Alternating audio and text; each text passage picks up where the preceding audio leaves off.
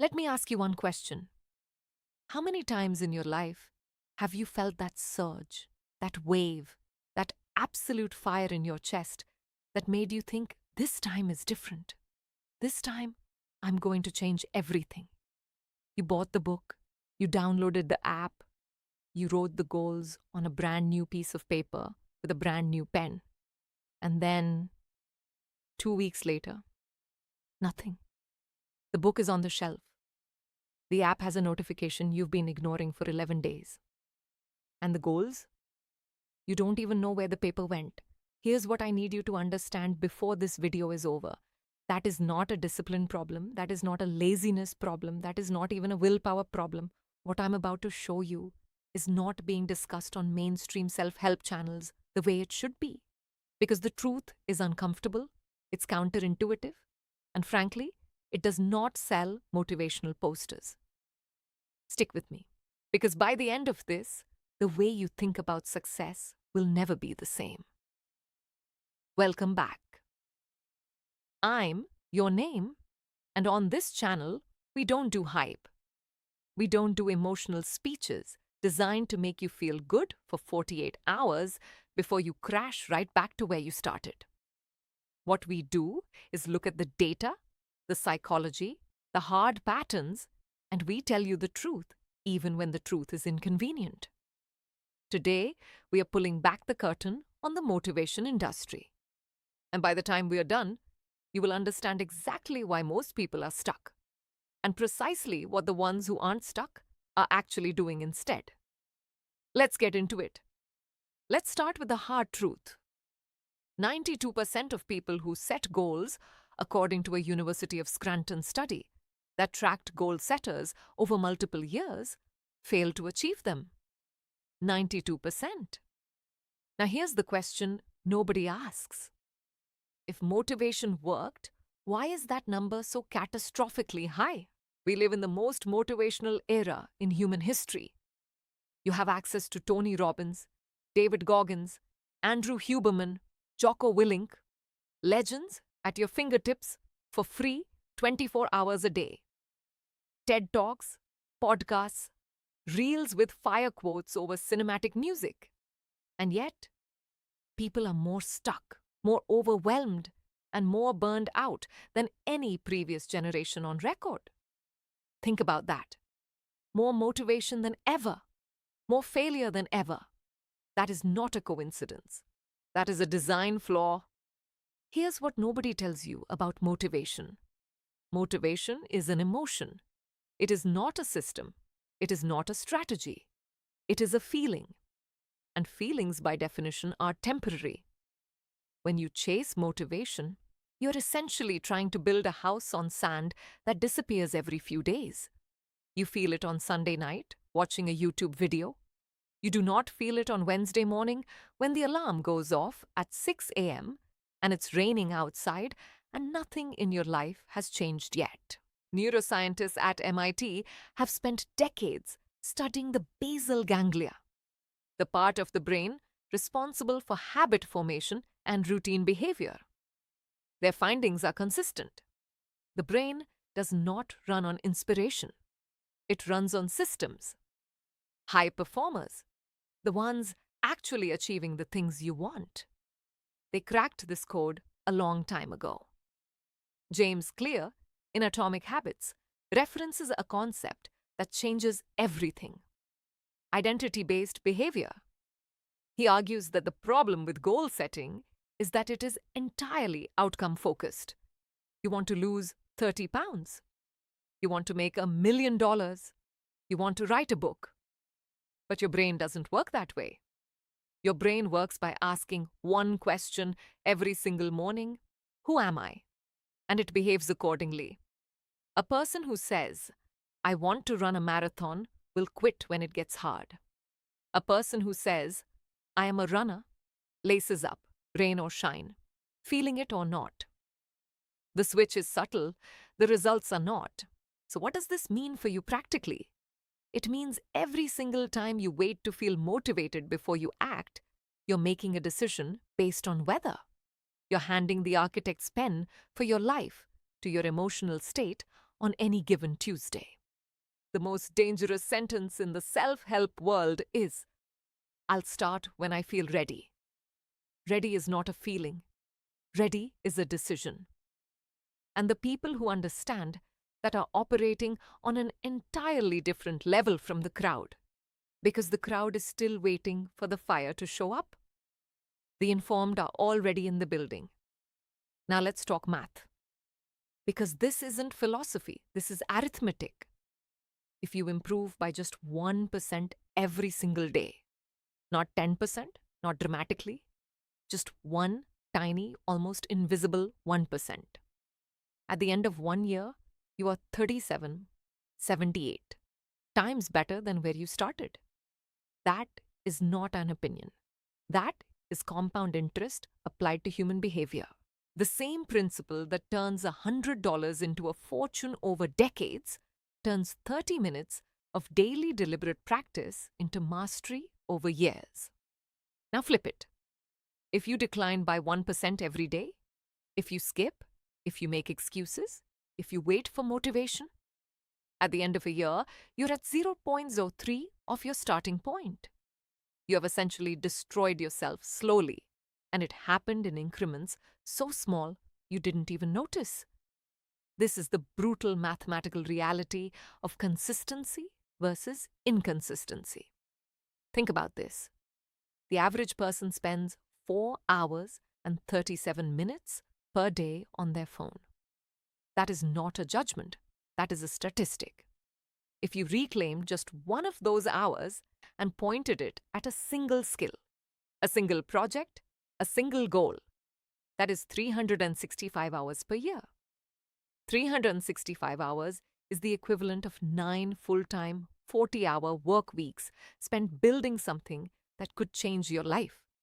But most people will never reclaim that hour, not because they can't, because they are waiting to feel motivated enough to start. And the scroll, the dopamine hit, feels better in the moment than the discipline of building something that actually matters. Here's the math the comfort seekers ignore.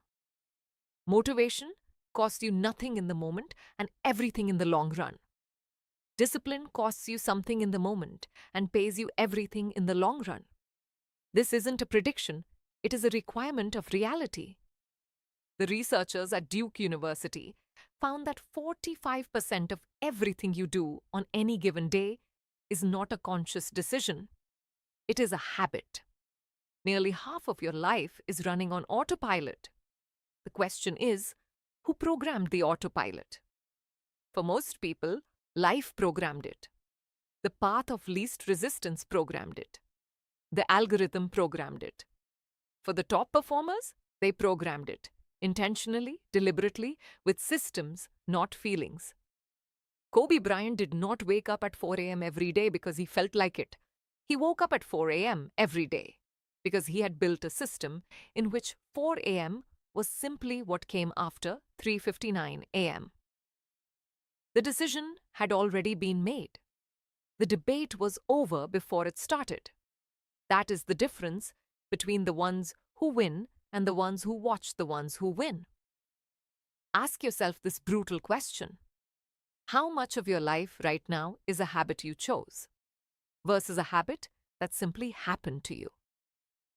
If the answer makes you uncomfortable, good. That discomfort is not a sign to retreat. That is the signal that you're finally seeing clearly. Let me tell you what the highest performers in the world are actually doing, because it is not what you think. While the average person is scrolling motivational reels at midnight, people like Jeff Bezos, when building Amazon, operated on what he called his regret minimization framework. He was not asking, do I feel motivated today? He was asking, when I'm 80 years old, which decision will I regret less? He systematized his decision-making. He removed emotion from the equation entirely. Warren Buffett reads 5 to 6 hours every single day. Not because he always feels like it, because it is simply what he does. It is identity. It is the system. He has said the single most powerful investment you can make is in your own mind. Consistently, not occasionally. Marcus Aurelius, Emperor of Rome, one of the most powerful men to ever live, wrote the Meditations not for publication, not for an audience.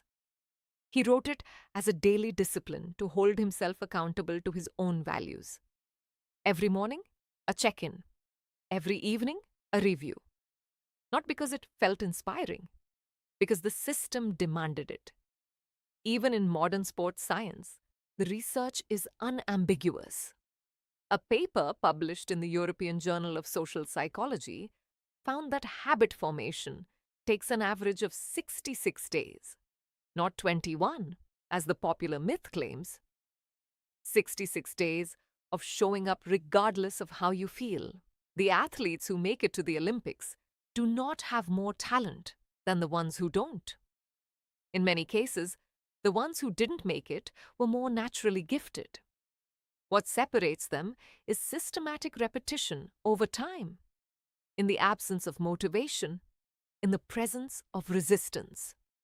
While the motivated person is energized for a sprint, the disciplined person is engineered for a marathon. And here's what nobody in the self-help space wants to say out loud. The content designed to motivate you is actually making you worse. Every time you watch a motivational video and feel the dopamine hit without taking any action, you're training your brain to substitute the feeling of progress for actual progress. You feel like you did something. You did not do anything. Neuroscientist Dr. Andrew Huberman of Stanford has spoken extensively about this. Dopamine spikes from passive consumption erode your capacity for delayed gratification. The more you chase the feeling, the harder the actual work becomes, by contrast. This is not comfort zone talk. This is neurochemistry. The informed person hears this and immediately audits their consumption. The crowd hears this and goes back to scrolling. The question is, which one are you? So if motivation is the trap, what is the exit? Let me give you the exact framework, and I want you to write this down. The first thing you need to do is get your identity right before you set a single goal. Not what do I need to do? Who do I need to become? You don't try to work out. You are someone who works out. You don't try to read more. You are a reader. The behavior follows the identity. Always. Never the other way around. Second, design your environment, not your willpower. Willpower is a finite resource. It depletes throughout the day. This is called decision fatigue, and it is documented in dozens of peer-reviewed studies. The smartest move is to design your environment so the right behavior requires the least resistance. Put the book on your pillow. Put the gym bag by the door. Put the phone in another room.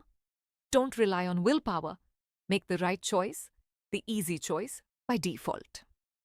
Third, and this one is the one most people skip, use the 2-minute rule.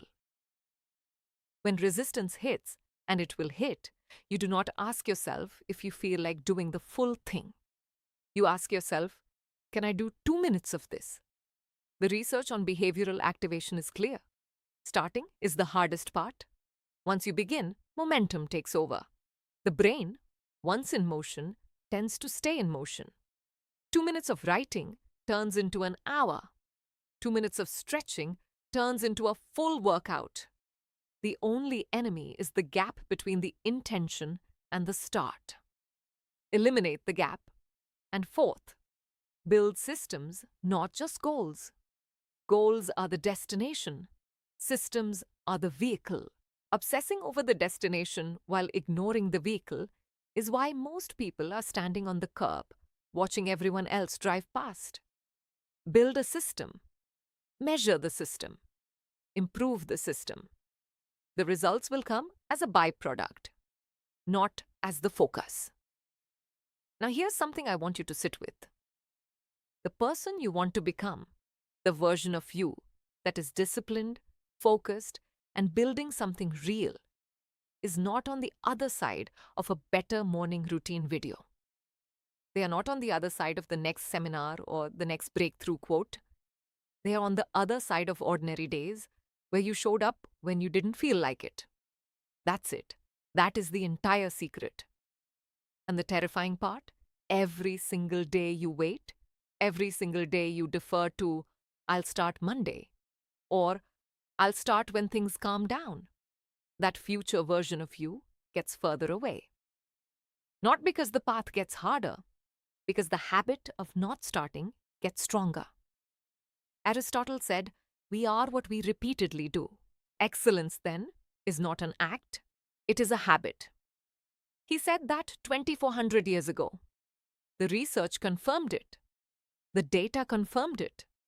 The most successful people alive confirmed it. And yet, every morning, millions of people wake up and wait to feel motivated. The door isn't locked. The alarm is going off. The only question that has ever mattered is whether you're going to answer it. So let me bring this home. If you took nothing else from this video, take this. Motivation is the spark. Discipline is the engine. And you cannot run an engine on sparks alone. Stop chasing the feeling. Start building the system. Start with identity. Decide who you are becoming. Design your environment so the right behavior is the path of least resistance. Use the 2-minute rule to destroy the resistance at the starting line. And above all, measure your systems, not just your outcomes. The people winning in life right now are not the most talented. They are not the most gifted. They are the most consistent. Day after day, in the absence of applause, in the absence of motivation, in the quiet of ordinary mornings, they showed up. That is available to you today. Not Monday, not after the next video, today. Now I want to hear from you in the comments. Drop one system, not a goal, a system that you're committing to building this week. A daily behavior, a process, something you will show up for whether you feel like it or not. Drop it below and commit to it publicly, because social accountability is one of the most underrated tools for behavioral change, and this community is going to hold you to it. If this video gave you a new lens on how you see motivation and discipline, share it with someone who needs to hear it. Someone in your life right now is stuck in the motivation trap, and this might be the video that changes the trajectory of their year. I'll see you in the next one.